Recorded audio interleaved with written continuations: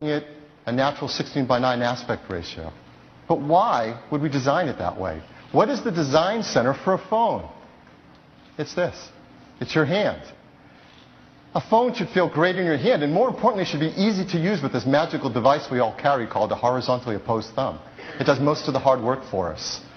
So when you carry your phone, it should fit beautifully in your hand. It should be easy to send messages, type emails, surf the web, and that's just how we designed iPhone 5. This display is simply amazing. Let's zoom in a little closer. You see with the vertical pixels now, we're able to add a fifth row of icons to your home screen, so more apps on every screen. And all the software that comes on the iPhone 5 has been updated to take advantage of this display. So you see more of the web when you're surfing Safari. You see more of your email and mail. Your calendar shows more events. And as you probably know, when you turn your calendar sideways in the iPhone, it automatically goes into week view. And now you see a full 5-day work week, where previously it was just over 3 days. It's a really useful view. And all of our software is being updated as well to take advantage of this display. Our iWork applications. So Keynote, Pages, Numbers, all take advantage of this gorgeous display. Our iLife software as well. iPhoto, iMovie, GarageBand. There's much more room to work and play. But Tim told you there's 700,000 applications in the App Store. What happens with all of them? Well, this is part of the brilliance of the design. Here's an application that has not been updated because the developer didn't know yet about iPhone 5. It's exactly how it would run when you launch it. It runs at the same size as it does on every previous iPhone. We don't have to stretch it or scale it. It fits perfectly with the same dimensions. We center it, and we just subtly place black borders on either side of it that you don't even notice. It works exactly as the developer intended it to. The same is true in the vertical position as well. So all your software works just like before. Now, we have given some of the developers early access to take a peek at the iPhone 5 and this new 4-inch Retina display and to see what they'll do with their applications. And what we learned is two things. One, they can update their apps very quickly. And number two, when they want to, they don't want to just make it bigger. They want to do more with this display. So let me just show you two quick examples, before and after, of two popular applications. First, CNN. This is the application. If you use it like many of us do, it's working just like you're used to. But now with their update, they take more advantage of that beautiful display, have more areas to present the stories, just a better application. Here's a second example, Open Table. You've likely used this to make reservations. This is how it is currently. It works just like before. And here's their new update, taking advantage of this gorgeous display. They've updated to show restaurants. They've actually applied some of the techniques and user interface of their iPad app into the iPhone now with the larger display area. And everything you do looks gorgeous on this display. Photos, TV shows, of course, movies take advantage of that beautiful widescreen display. When I say it looks better, they really do look better. This display has 44% more color saturation than the iPhone 4S display. And if you know about this stuff, this takes us to full sRGB color specification. So this is the most accurate display in the industry. And the engineering team went much further than that. They did some breakthrough work and have integrated the touch sensors right into the display itself. Others put a layer called an ITO layer on top. By doing this, we make it 30% thinner than the previous display, and we remove a layer, making the image sharper, having less glare and sunlight. This truly is the world's most advanced display. We couldn't be prouder of it.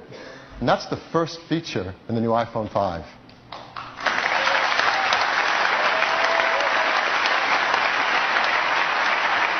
Next, ultra-fast wireless technology. Again, you can imagine the challenge the engineering team faced. Make the iPhone thinner, lighter, smaller, build in all the wireless technology you had with iPhone 4S, and take it further. And that's what they've done. We've built in GPRS, Edge, EVDO, HSPA, making it a great 3G world phone, just like the iPhone 4S. But to that, we've added HSPA+, dual carrier HSDPA, and yes, LTE.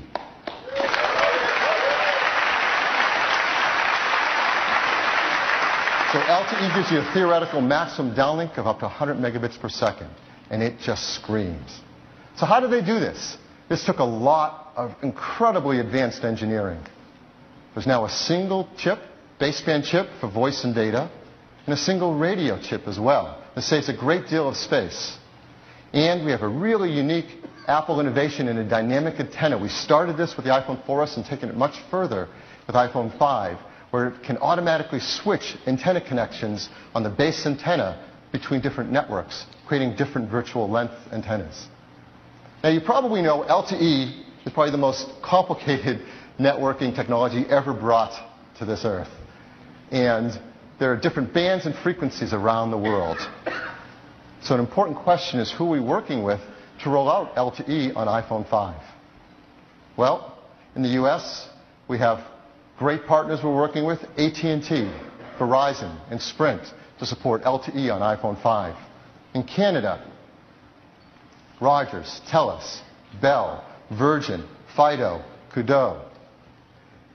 In Asia, SoftBank, KDDI, SKT, KT, SmartTone, M1, and Singtel. In Australia, Telstra, Optus, Virgin Mobile. In Europe, Deutsche Telekom, and the brand new Everything Everywhere that's just launched their EE LTE network in the UK.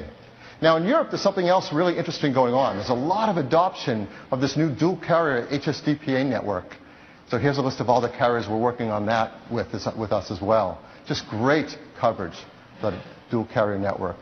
So ultra-fast wireless doesn't just stop with cellular.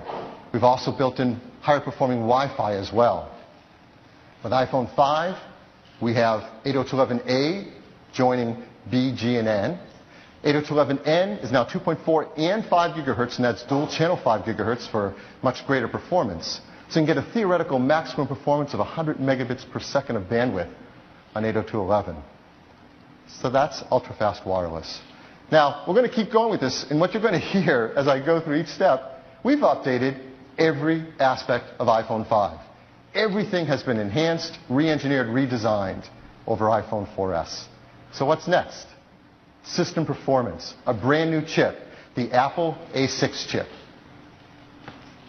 Compared to the A5, it's 2 times faster at CPU, 2 times faster at graphics.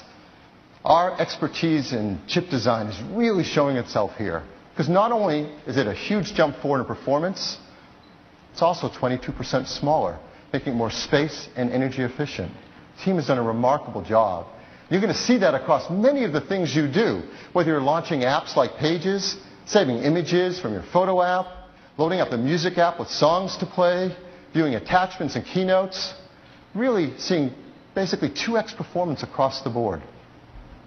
And developers are going to love what they can do with this new A6 chip, the performance they get for their CPU and graphic-intense applications.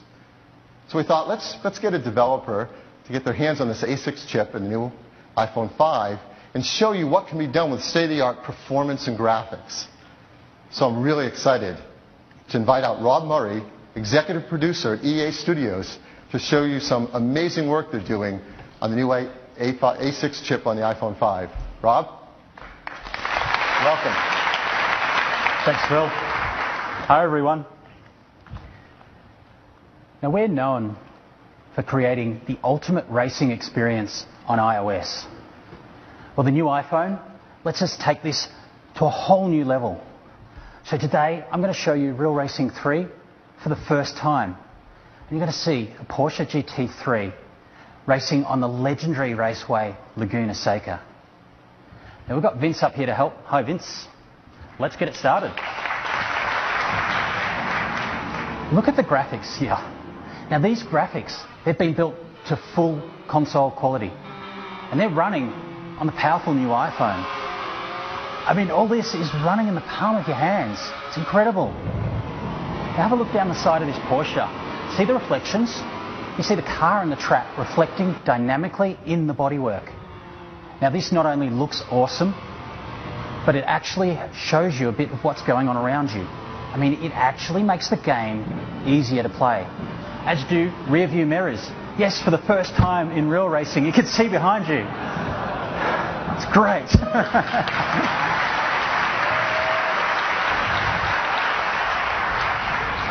So you've seen the graphic trying to catch me. Now you might be wondering, Vince and I are racing, and we are. How is it that he's driving but I'm just standing here?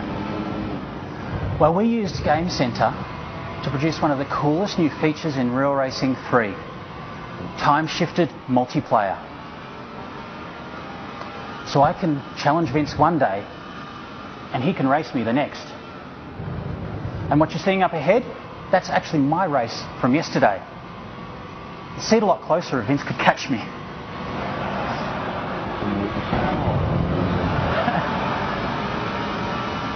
Nice one, Vince. So this is not just a ghost, because you saw Vince bump me. He can fully interact with this vehicle. He can jostle for race position, and he can actually affect my final time in the race. Now this is something we have never seen done before. And this is Real Racing 3 for the powerful new iPhone. Real tracks, real cars, real people you can play against anytime you like. It's coming to the App Store later this year. Thanks, everyone.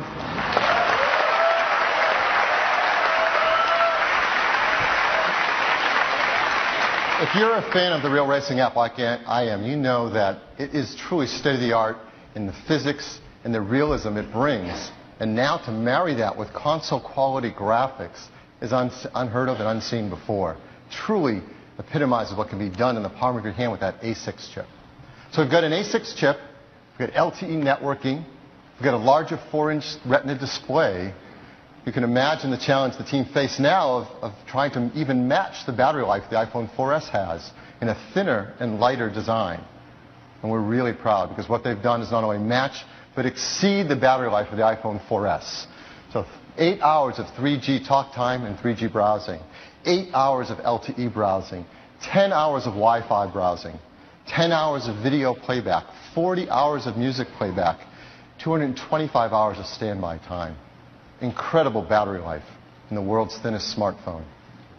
Next, the camera. Another area we've done a tremendous amount of engineering in. Now, if you know anything about camera design, you know the biggest challenge is vertical height. Making something thinner is the worst thing you can do to a camera team. So we asked them to go ahead and try to create a camera to fit in the new thinner, lighter iPhone 5 and deliver the kind of performance we had with the iPhone 4S camera that is heralded as perhaps the best camera in the entire market. And they've done that. They have built in an 8-megapixel sensor, 3264 by 2448, backside illuminated for great low light performance, hybrid IR filter, 5-element lens, and a fast f2.4 aperture. All the things you loved about the iPhone 4S, now in a camera design it's 25% smaller. That was a huge undertaking. But they didn't stop there. They've enhanced this camera even further. A few of the examples of what it has now. There's a new dynamic low light mode. So when you're in low light situations, the ISP senses that and is able to combine multiple pixels together to give you up to 2 f-stops greater performance in those scenarios. And you really see the difference in your low light pictures.